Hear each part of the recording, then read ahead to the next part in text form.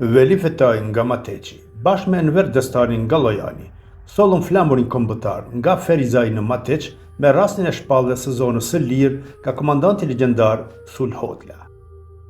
Pas përfundimit të luftës së dytë botërore, sikur çdo familje që përkrau rezistencën kombëtare, të udhëhequr nga Sul Hotla, u persekutua me burgosje, vrasje, internime, edhe që familje nuk i shpëtoi terrorit të kuq komunist.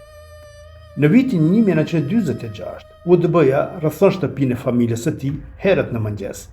Veliu me vëllain e tij më të ri Limanin arrin të arrëtisën në mal, kurse e arrestojnë babain e Veliut Jasharin, i cili ishte pas kujdesur për ushqimin e grupit të Sul Hotlës. Jasje përshkruan këtë Tjanim Fetau, kushëriri i tij. Situatë e Jasharit ka pasur ata të rëtëtins ka gjashta, kështu akon që në bëjnë pasur e kanë marrë ne një kohë bërë. E kanë lirë, e kanë rrë dhe kohë i shatë. Për tokë, edhe gjati, për tokë i ka rrë, kërë shpërë të rikune e kanë që, të shatë, edhe mua e kanë që pojë. Vëllaun e Veliut, Ibrahimi, e rrajnë me kondak të pushmës dhe lënë për të vdekur, por për fat të mirë i kishte mbijetuar torturave. Kurse motrën e tij 8 muajshe e hedhin në xhak, ku ajo digjet e gjallë.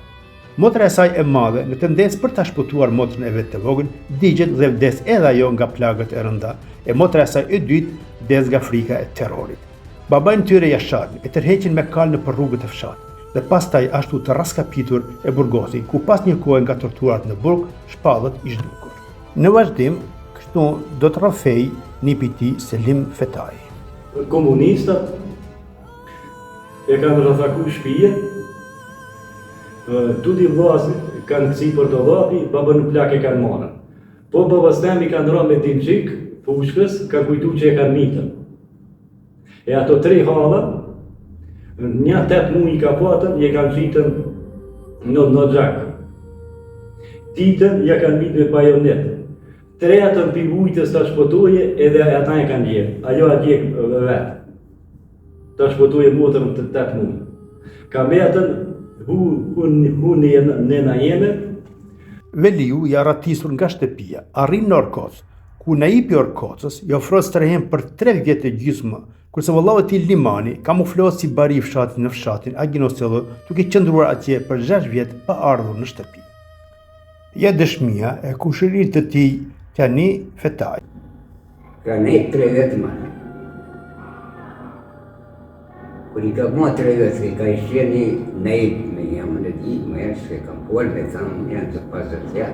Nga e gjithë familja, mbetet vetëm nëna e tyre bashkë me djalin e dytë Ibrahimin, duke jetuar në presion dhe varfëri të madhe.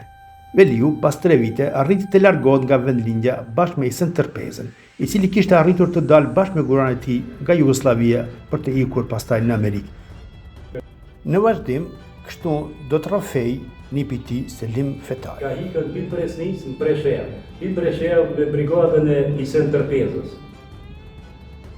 Se vetë ka treguar me Isen Tërpezën, e ka marrë gruan në shtëpi, e ka kësi moravën edhe ka ikë në Amerikë.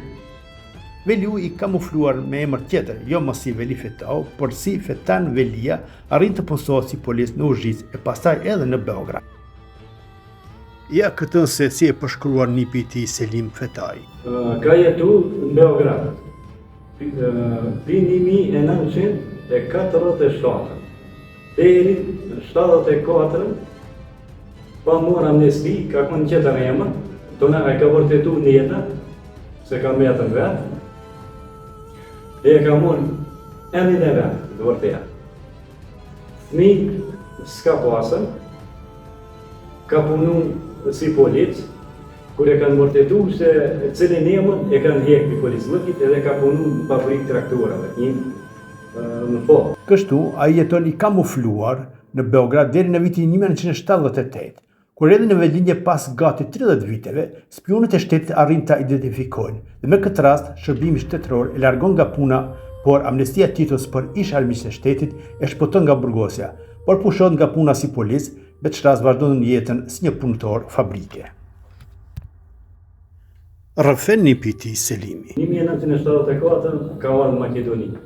Një 2-3 herë ka në Maqedoni, kur akona në shqitore, me një shqitore në Mateç, je kanë po honozën me Shqiporin, badit kombëtar.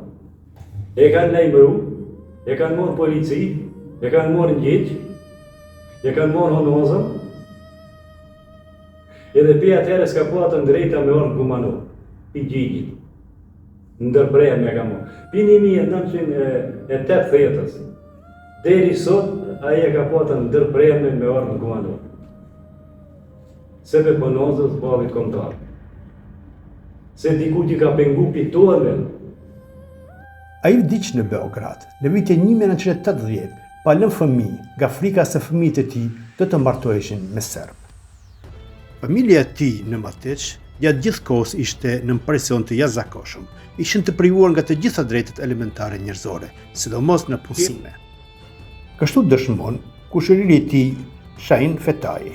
Na në katon, së ne kemi kërku, se gjali filoni, me i për filoni për dhe. Kemi shku këtë moleve kemi nejtë, me qonë.